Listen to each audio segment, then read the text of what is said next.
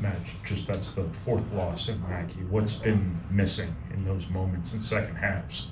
Yeah, you think? yeah. Obviously, today was a little bit different because it was really, the Illinois game was close. Obviously, we played well offensively in the Illinois game. I thought we did some really good things. Today, this was just kind of, finishing out the game. We had to be better in the second half. I thought they were better than we were in the second half. It's hard to put them all together and pinpoint. You got to be better in a little bit of every area. I thought the difference in this game was, we only turned the ball over 9 times. They were better than us, and they turned over 6, but they turned those 9 turnovers into 19 points. That was a big piece of the game. And not to say that they couldn't score them in the half court, but you gotta, you'd rather have them earn them that way than us turning the basketball over and then, getting 19 points on 9 turnovers. That's huge. That's huge. Like if they go get a 2 every single time, that's 18 points. I mean, that's off the chart numbers right there. So had to do a better job there, had to do a better job of containing the dribble. We had really good defensive possessions when we kept the ball out of the paint. When the ball got in the paint, their chances of scoring drastically went up. Matt, I think you attributed this to Coach Katie, but you said to win the Big Ten, this is a couple years ago, to win the Big Ten, you have to win your home games and Yes. half of your road games. Is that why it's harder to take not winning a Big Ten title, that these losses have piled up at home while you've done what you really needed to do so far on the road? Yeah, I mean, it shows you how good our league is, because all the teams that have beat us are really good teams, right? And that's kind of traditionally how you got to kind of look at it. If you can win your home game, split there, now you're going to beat them. It doesn't mean you'll get it. Like in this year, you weren't winning it for what Michigan's done, right? You're just not, because they only lost 1 game. But yeah, it's obviously it's not easy to win at home, but it's easier. And you got to be able to take advantage of playing at home, and we just haven't done that. But it hasn't been for a lack of effort. We got beat by a good basketball team today that's well coached. I thought they were a little bit better than us. But you make one more shot and you feel great about yourself, right? But at the end of the day, you really, as a coach, you just got to look at some of the things and keep working and keep getting better at it. To go back to the turnovers, because of those 9, I don't even know how many of them were live ball. It was a lot of dead ball turnovers. Is it really more a defensive problem at the end of the day, or defensive lapses that cost that? Oh no, when you get in transition, obviously they turn the basketball over, you're up against it. You just, I can't go through every single one of them because they're not in my head like that. But if they're 4-on-2, you're up against it. If they're 5-on-3, you're up against it. But even 3-on-3 and Cohen Carr's in the equation, you're up against it. Because he's not human. Because you throw that ball to him on the break like that and he's there, like that, you're just done, right? You're done. There's nothing you can do at that point. There just isn't. The people that cover him are nodding. There's just nothing you can do. What you have to be able to do is take care of the basketball and not let him get in those positions. Easier said than done, but that's what you have to be able to do. So, Matt, 3.4 seconds left, inbounds from the side. Just how difficult is it to set up a quality look? Yeah, we had a couple different options, and then kind of how we were going to play off each different option. And obviously one of them with Braden coming back off of it. Yeah, it's tough. You put yourself in that position and you want to get a quality shot. And no, it was, there was a couple different ways we could have went with it. We went back to him, and the worst thing in those situations is you don't get a shot, right? That's as a coach, that's a nightmare for you. It's you don't get a quality shot.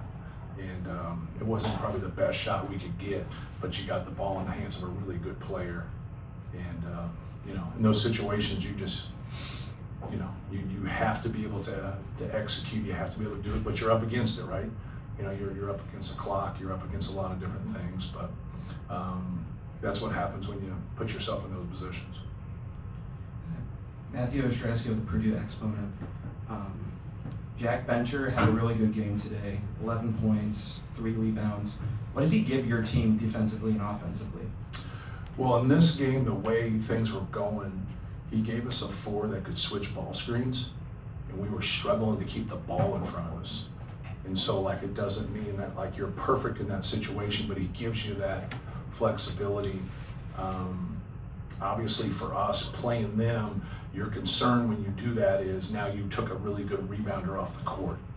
So you're trading a little bit. So now you're really trying to get him to understand, like, hey, we got to switch these ball screens, we got to keep him in front, but we got to really, we really got to compete, we got to rebound the basketball. And then offensively, he does a lot of things for us. He stretches out the D, he can pass, he can move, he can make deep threes.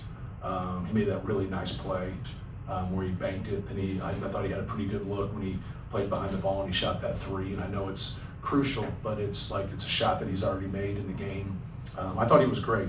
It's really hard for those guys to come off the bench for you. It's really hard for those guys to play, 10 to 20 minutes and get a feel. But they've done a good job of it. Our bench has done a really good job. You already just kind of answered this, but you went extended minutes kind of with the small ball trade, the 5. Just Right. what did you like about that lineup, what they were giving you? Yeah, well, we wanted to open some things up, and we wanted different people to guard Trey in that. And I thought we did a good job. I thought they gave him a lot of attention. He had 7 assists, 1 turnover. So, Braden play makes, and he has 10 assists, 4 turnovers. So between them, they have 17 assists, 5 turnovers, which are pretty good numbers, right? You're over a 3-to-1 assist turnover ratio from 2 of your playmakers. But yeah, we were just, we thought we had to put more skill out there. We thought we had to put that. I thought Oscar had a really good first half. And then the start of the second half, it looked like he was gassed. He got scored on a couple times, missed at the rim a couple times, but I thought he was, in that first half, he gave us some really, really quality minutes. And but we just felt that was the right move at that time. But you're also leery now because you're changing stuff. And, can we hold serve here and rebound the basketball? And I thought we did. I thought, being able to out-rebound them was huge. That was huge. That kept us in the game. In my opinion, we had to have 3 or 4 fewer turnovers and we win the game, and we didn't. And I know 9's not a terrible number, but in a game like that where possessions are so, every possession meant so much. Yeah. Coach, Braden got his 1,000th assist tonight. Obviously, that's not a surprise to any of us that was about to happen, but how impressive is it that he's been able to do that, be one of the 5 players in history to have that? Yeah, he's a fabulous player. He's great. Everything that he gets, he deserves. He's put a lot of time into it. He's sacrificed a lot. He's worked on his game. Basketball's an important piece in his life. But no, just honored to coach him, and he's been great for us. He's been fabulous. He's done a lot for Purdue University. What's your disappointment and or frustration level with the inconsistency defensively in terms of keeping the ball out of the paint, carrying out all the responsibilities you guys give them? Yeah, no question. That's a big thing for us is trying to figure out what's the best approach to be able to, break people's rhythm, get them off the 3-point line, but keep them out of the paint. When Michigan State was in the paint, good things happened. And when they weren't, we were more successful. And it's frustrating, but it's also it's your job. Get it figured out. It's not like carte blanche with this team. This is what we have to do every single time. We felt like we had to high hedge with Jeremy Fears or he's going to get in the paint too much. Last year we were in drop and he just killed us on those lobs. We didn't have great discipline as our low man. And we just felt like last year we had, because of the situation with TK, to protect him and keep him out of foul trouble, is to play in a drop more. And so we really wanted to hedge high, but we knew Fears would take those high hedges and then try to attack our 5 as he, retreated back to his man and sprinted back to the rim. And he's really good at that. And so at times we did a good job at that, and other times we didn't. But more than anything, Jeremy Fears is a good player. The thing that gets me is the layups in the second half. We don't jam the basketball. They kick it ahead and Carr dunks it. We don't get the ball stopped. We got 5 people just running to their men blind as Jeremy just goes and gets a layup. But those are the possessions that stick out. You can't have those egregious plays to where nobody sees the ball. No one's worried about getting it stopped. It's the most important thing. Go ahead. Sam. You touched on rebounding a little bit. Nobody out rebounds them. They out rebound opponents by like 13 a game. Yeah. And this was something that wasn't a strength of your team last year. Have you seen throughout the course of the year, this is now a strength of Purdue's, that this can take us deep in the postseason with the way we can rebound with well. Yeah, it's a good silver lining in the game. It's like every game has to be that way. You know, you have to be able to rebound the basketball. You got to get more possessions. Obviously, we had a great game against Nebraska on the road and out rebounded them, and our execution was great in that game also. But yeah, Michigan State's been great. When I looked at their stats, whether it was away or home or last five or the full season or conference, there'll be something in there in a category to where somebody's not great in one of those areas. They're great rebounding in all of them. So the fact that we did that, but you get gauged on that final score, and they scored more than us. Last one right there. Matt, you've played against a lot of different iterations of Michigan State, and I'm just wondering, with this particular group, what you see is their potential and strengths, and what could be a hiccup for them going forward. Well, I like their toughness. I think he has guys that fit him. And I think that sometimes when you have a little bit of that, the one thing that you can do with him is you can do a case study because he's been there so long. So you can go 30 years and then look at it and say, okay, when has he been better? Sometimes when you have just the best talent, you be like, oh, these are our guys. Well, you're winning a bunch, but are they like your guys? These are his type of guys. Like Carson Cooper, Kohler, like their development and like getting better. Like Zach Edey used to wear them dudes out. Used to wear them out when no one's wearing them out now. And that's what's great about college basketball. When guys come in and they struggle and they learn and they get better each year. So I don't know, like Jordan Scott's helped him because he can shoot the basketball. Fears is just a competitor, just a winner.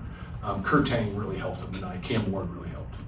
Like you look at their bench and both those guys get 4 field goals. Kurtang ends up with 13. He ends up with 8. But yeah, like, in games like this where they don't dominate the glass, like how would they be if that happened more often? But they just came in here the road and got out rebounded and still won. So I think that's a great sign because that means other parts are really good, right? The turnovers, like if you turn the ball over, man, and Jeremy Fears gets the ball right away and Cohen Carr's like somewhere on the court, like it's crazy. Like I've been in this league for over 25 years. Like I've never seen anybody like him. Like he goes, like I always tell dudes, sprint like you stole something. Like he sprints like he stole something.